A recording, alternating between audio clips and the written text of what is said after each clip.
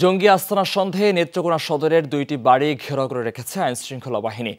কাইলাটি ইউনিয়নের ভাষাপাড়া এলাকায় প্রফেসর আব্দুল মান্নানের বাড়ি ঘেরাও করে আইনশৃঙ্খলা বাহিনী। বাড়িটি ভাড়া নিয়ে জঙ্গি আস্তানা গড়ে তোলা হয়েছে এমন খবরে চালানো হয় অভিযান।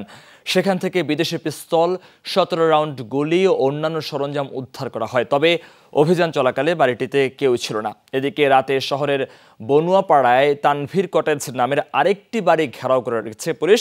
ধারণা করা হচ্ছে সেখানেও জঙ্গিদের আস্তানা থাকতে পারে। ঘটনাস্থলে যাচ্ছে কাউন্টার টেরোরিজমের ইউনিট।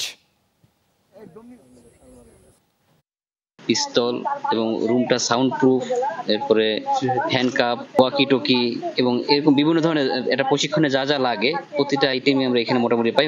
দেখলে মনে হয় যে এখানে কোনো প্রশিক্ষণ বা কোনো ধরনের কার্যক্রম চলমান ছিল।